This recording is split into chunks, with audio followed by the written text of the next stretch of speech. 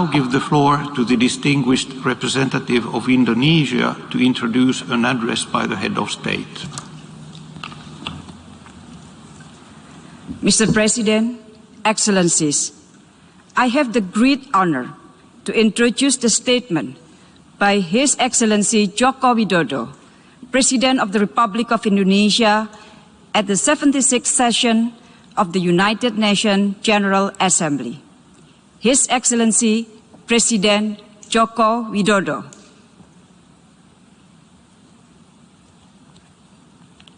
Yang Mulia Presiden Majelis Umum PBB, Yang Mulia Sekretaris Jenderal PBB, Yang Mulia para pemimpin negara anggota PBB.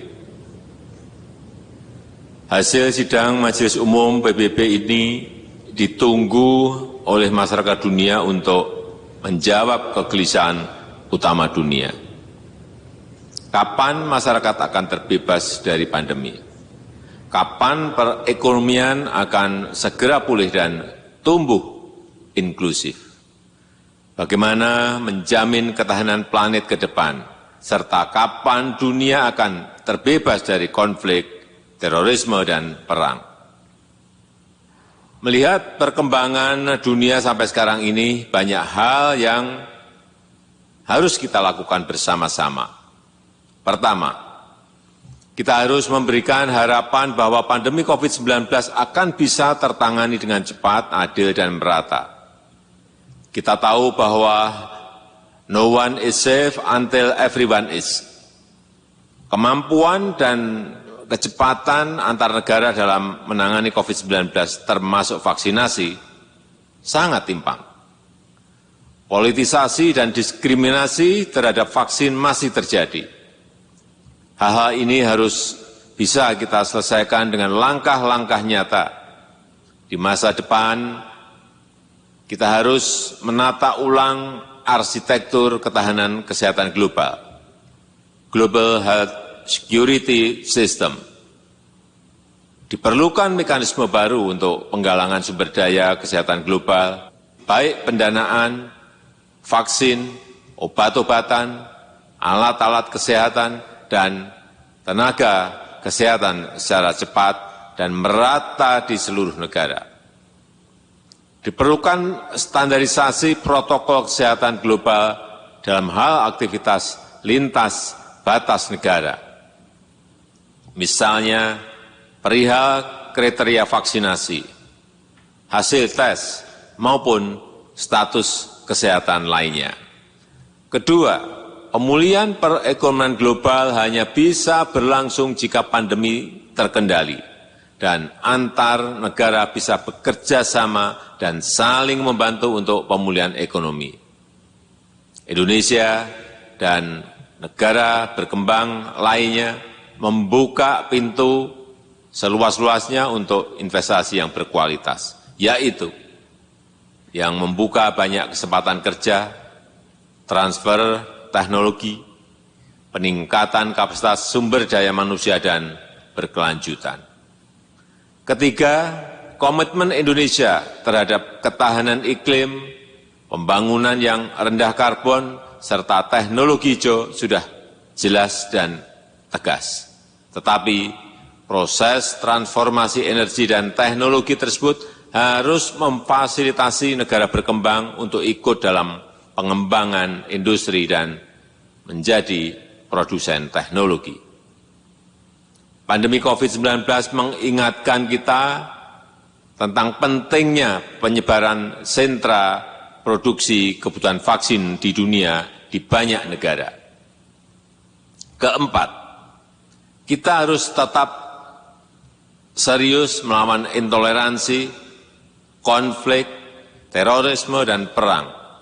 Perdamaian dalam keberagaman, jaminan hak perempuan, dan kelompok minoritas harus kita tegakkan.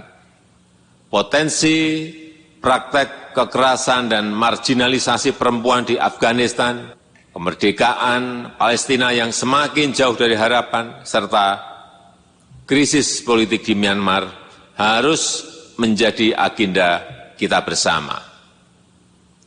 Pemimpin ASEAN telah bertemu di Jakarta dan menghasilkan 5 points consensus yang implementasinya membutuhkan komitmen militer Myanmar. Harapan besar masyarakat dunia tersebut harus kita jawab dengan langkah nyata, dengan hasil yang jelas.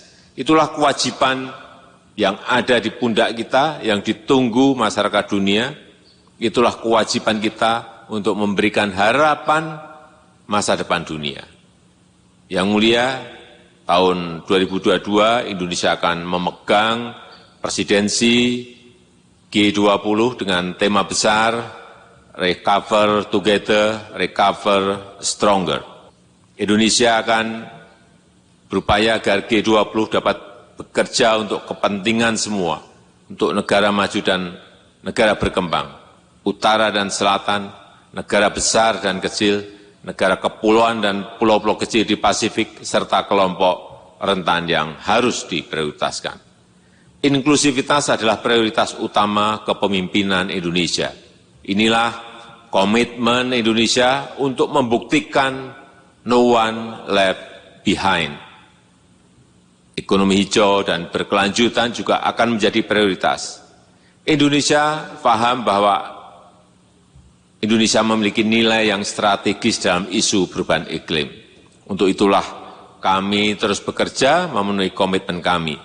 Pada tahun 2020 Indonesia telah berhasil menurunkan kebakaran hutan sebesar 82% dibanding tahun-tahun sebelumnya. Laju deforestasi turun signifikan, terendah dalam 20 tahun terakhir. Dan dalam tatanan global, Indonesia ingin mengedepankan burden sharing, berbagi beban, menghadapi agenda bersama dunia yang sangat berat. Indonesia kembali menyampaikan harapan dan dukungannya terhadap multilateralisme. Sudah mendesak bagi kita untuk mengawal multilateralisme yang efektif dengan kerja dan hasil yang konkret. Let us work together to recover together, recover stronger. Terima kasih.